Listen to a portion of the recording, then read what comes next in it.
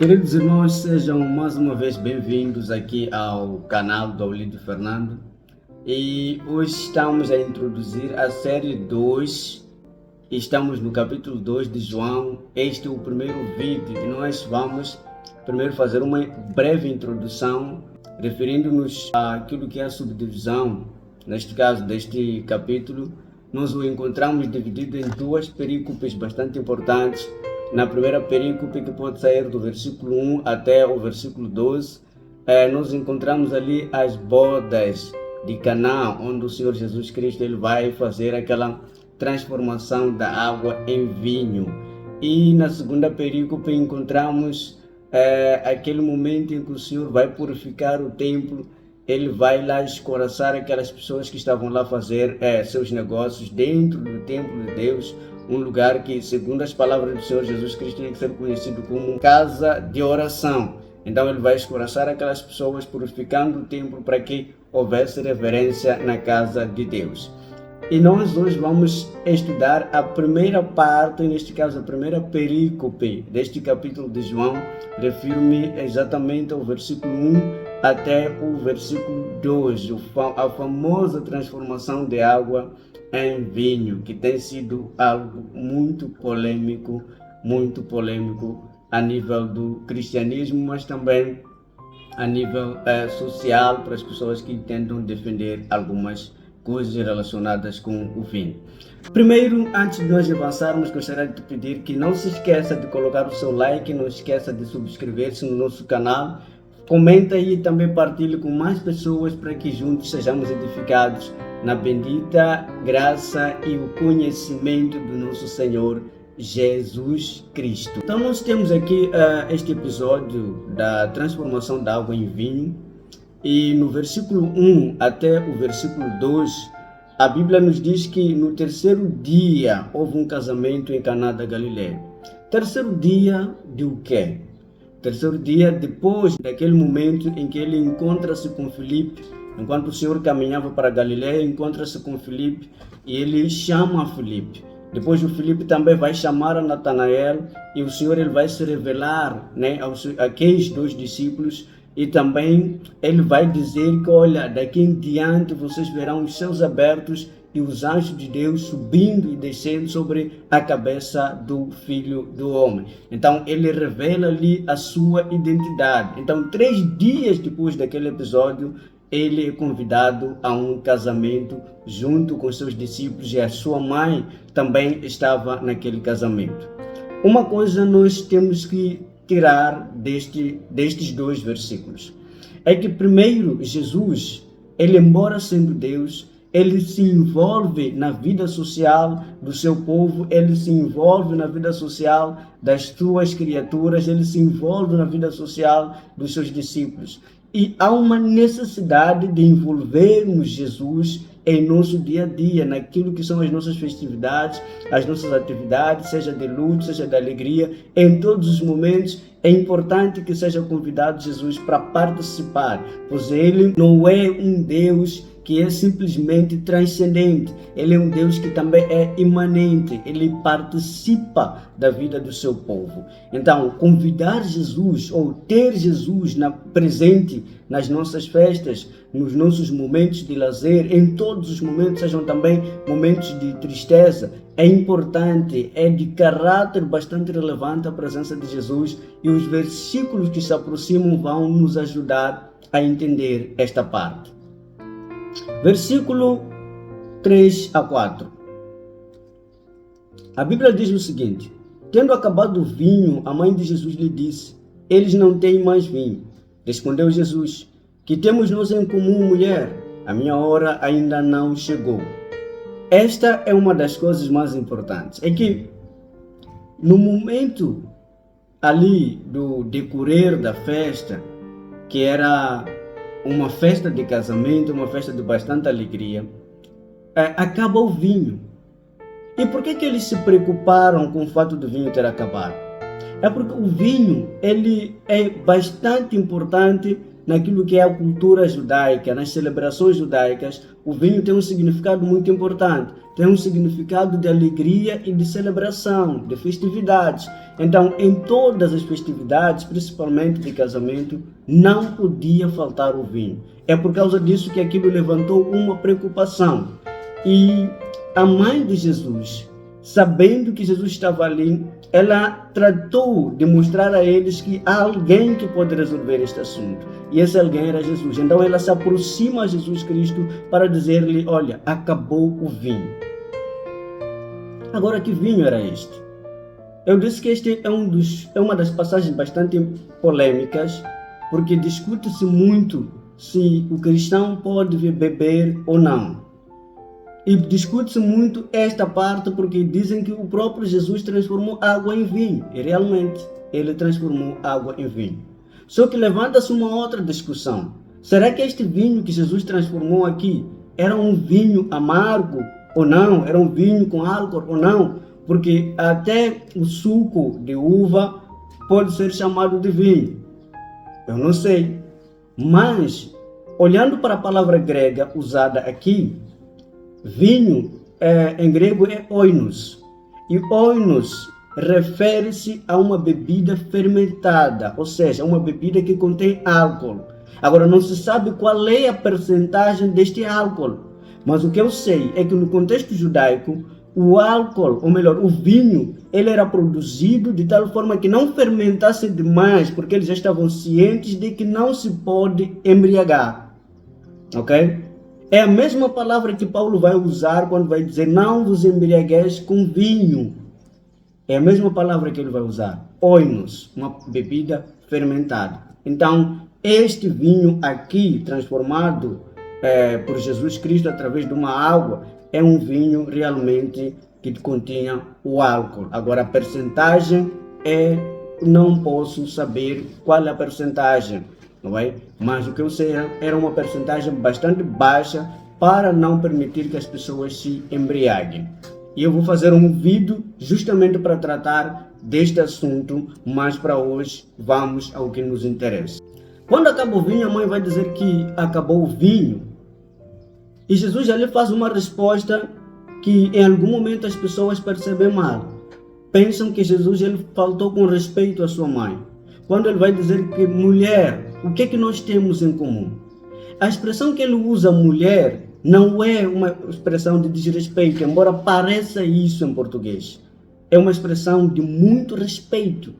Mas o que ele diz, não é? O que é que nós temos em comum? A minha hora ainda não chegou. Isso soa como uma advertência à mãe.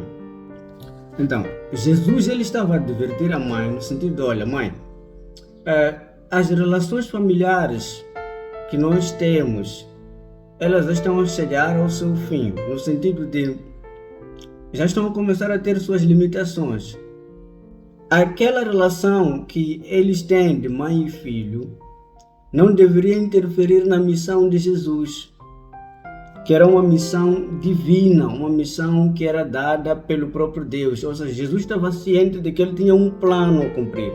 E esse plano vinha do Pai dele, Deus. Então, a mãe dele, no sentido humano, não deveria interferir nesse assunto. Por isso que ele diz que o que é que eu tenho contigo? Quando ele diz que a minha hora ainda não chegou, Jesus ele está a levar a mãe a refletir na missão que ele tinha aqui na terra, porque ele tinha uma missão por cumprir. E a missão dele por cumprir aqui na terra passava pela cruz de Carvalho. Ou seja, quando ela vai ter com ele, diz: olha, o vinho acabou, ou seja, essa gente já não tem vinho. Jesus responde: o que é que eu tenho contigo? A minha hora ainda não chegou. Ele está a dizer, por outras palavras, que olha, o verdadeiro vinho que essas pessoas precisam ainda não chegou o momento dele ser derramado. O verdadeiro vinho que essas pessoas precisam, ele será derramado na cruz de Carvalho, quando ele for levantado. E também, olhando para aquilo que a mãe estava a dizer, né, soa como se a mãe tentasse dizer a Jesus que este é o momento de você se manifestar a essas pessoas. este é o momento de você mostrar que realmente é o Messias, para que pudesse começar ali a sua fama.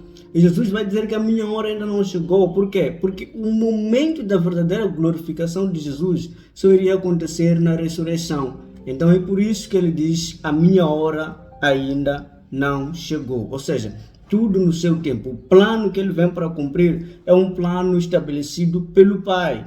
E esse plano tem todas as coisas no seu próprio tempo, no seu devido tempo, e que era impossível forçar que as coisas aconteçam antes do momento. Uma das coisas que nós temos que aprender aqui, não é? É por isso que eu disse que existem coisas que nós vamos aprender com a presença de Jesus naquela festa. A presença de Jesus nas nossas festas ou nos nossos eventos, nas nossas cerimônias, garante-nos a provisão. Ou seja, ele vem para suprir as necessidades e resolver os imprevistos.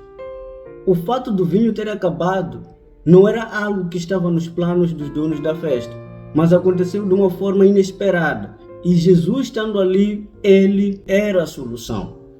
É o segundo ponto também que podemos ver nestes versículos que estávamos a estudar agora, é que o relacionamento familiar com os nossos irmãos, nossos pais, nossos familiares no geral, ele não pode interferir naquilo que é o nosso relacionamento com Deus. Não pode procurar interferir nas nossas decisões, nas decisões que nós tomamos à luz da palavra de Deus. Tem que haver uma separação. Versículo 5 e versículo 6.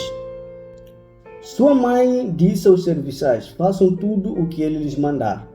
Ali perto havia 6 potes de pedra do tipo usado pelos judeus para purificações cerimoniais. Em cada pote cabiam entre 80 e 120 litros. Ok? Então, a mãe de Jesus, ela entendeu o que Jesus disse.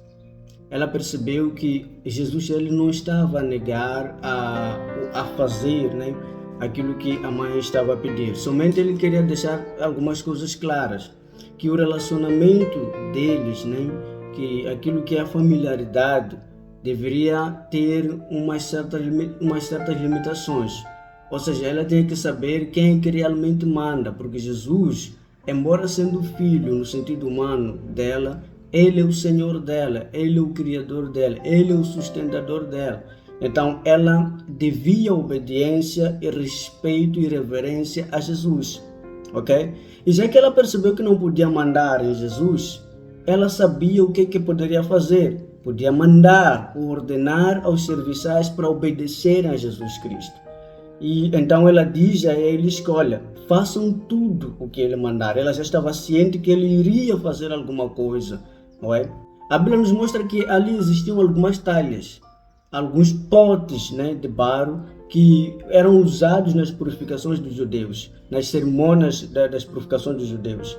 E o fato desses potes, ou dessas talhas de barro, serem relacionados com purificações judaicas, com rituais judaicos, mostra-nos também, e ligando isso com o fato destes potes estarem vazios, mostra-nos a ineficácia e ineficiência da religião judaica no que diz respeito a conceder a verdadeira felicidade, a conceder a verdadeira alegria naquilo que é o reino de Deus. Ou seja, esta religião estava em falta, faltava-lhe alguma coisa, faltava-lhe o Messias. E o fato desta religião não ter reconhecido a Jesus como Senhor mostra que ela está vazia. Ela não pode conceder a verdadeira felicidade. Ela não pode conceder a alegria do reino dos céus. E as suas medidas também, mostra-nos ali umas medidas bem consideráveis. Isso aponta para aquilo que é a abundância da alegria, da felicidade que Jesus iria trazer através do vinho novo, que é o Espírito de Deus, que habitaria em potes de barro, ou seja, em vasos de barro, que é o corpo humano. E hoje, realmente isso se cumpre, porque o Espírito de Deus ele habita em nós, habita em vasos de barro. E isso é representado também aqui, que o vinho novo seria derramado, seria depositado naqueles potes de barro, e em abundância. E louvado seja Deus por isso. Nós somos potes de barro, nós somos vasos de barro, onde habita o Espírito de Deus, onde Deus tem derramado o seu vinho novo, onde Deus tem derramado a sua presença e habita dentro de nós.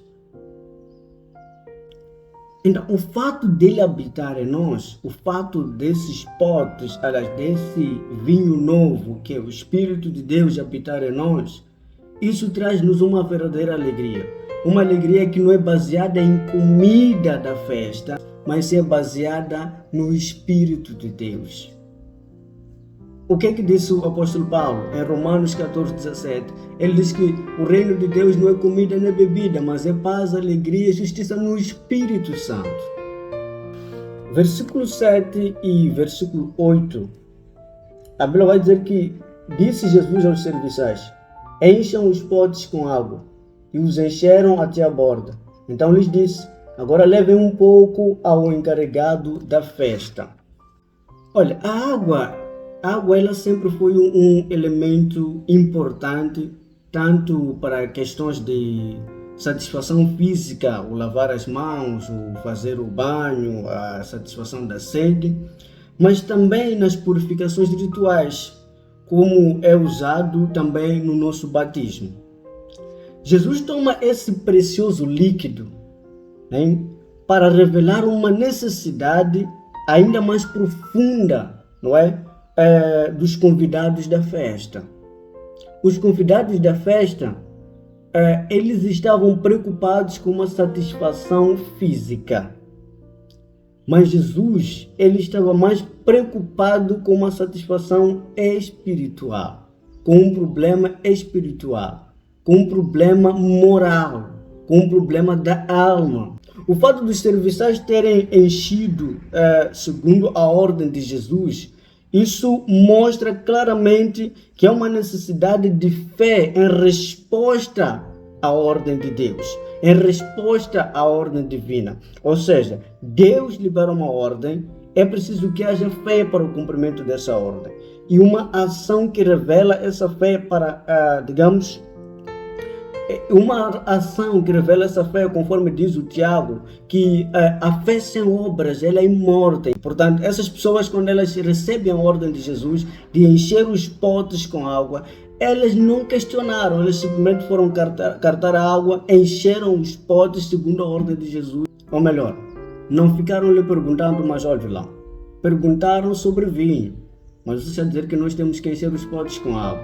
Ou seja, eles agiram confiando na palavra de Jesus, confiando na pessoa de Jesus, confiando também no testemunho da mãe de Jesus, a Maria, que disse que façam tudo o que ele mandar.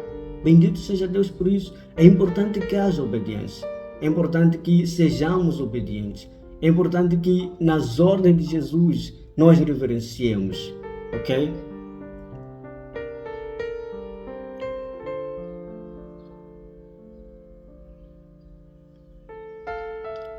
Então, a renovação espiritual,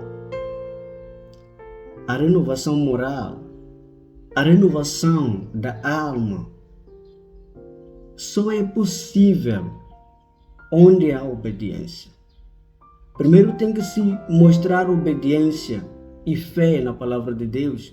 Aí é que acontece a transformação. Aí é que acontece a renovação. Por isso que a mensagem primordial, ou digamos primária do Evangelho, é arrependimento. Arrependei-vos porque é chegado até vós o reino dos céus. Então, arrependendo-se, abre espaço para uma renovação, abre-se espaço para uma transformação, abre-se espaço para uma restauração espiritual. Mas tudo tem que partir do arrependimento. E o arrependimento é uma revelação da fé e obediência a Deus. Versículo 9 e versículo 10. A Bíblia diz que e o encarregado da festa provou a água que fora transformada em vinho, sem saber de onde este vier, embora o soubessem os serviçais que haviam tirado a água. Então chamou o noivo e disse: Todos servem primeiro o melhor vinho e depois que os convidados já beberam bastante, o vinho inferior é servido. Mas você guardou o melhor até agora. Uau! Então aqui acontece uma coisa muito interessante.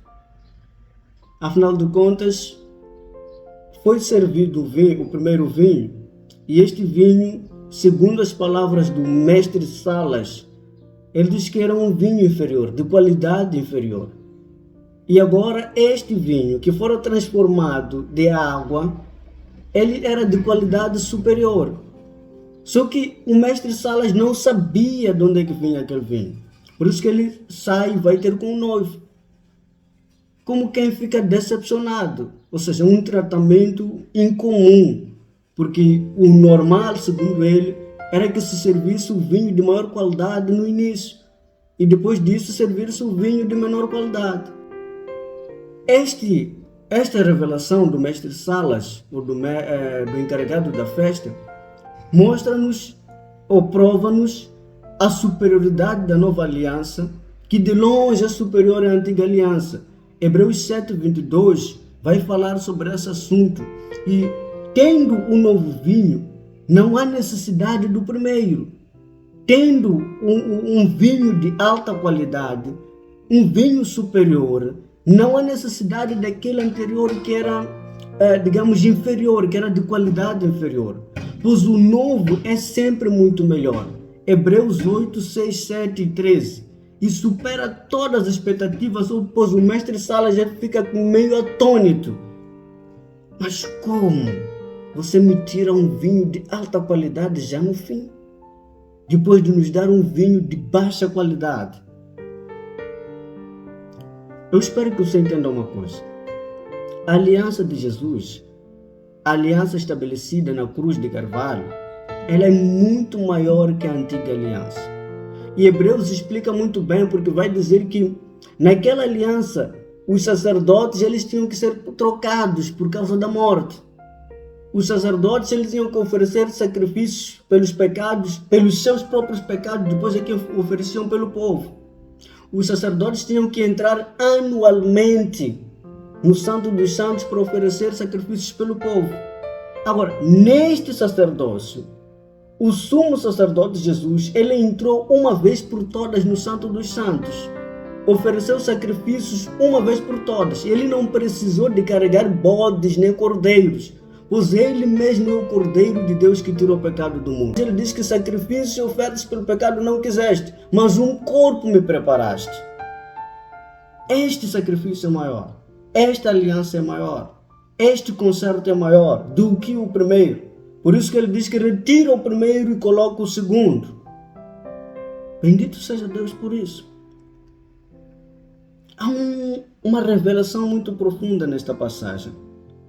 A nossa aliança com Deus, a transformação que nos é concedida por Deus nesta nova aliança, neste Novo Testamento, é muito maior que o testamento anterior. O anterior foi estabelecido por meio de mediadores, mas este, o próprio Deus, é que é o mediador.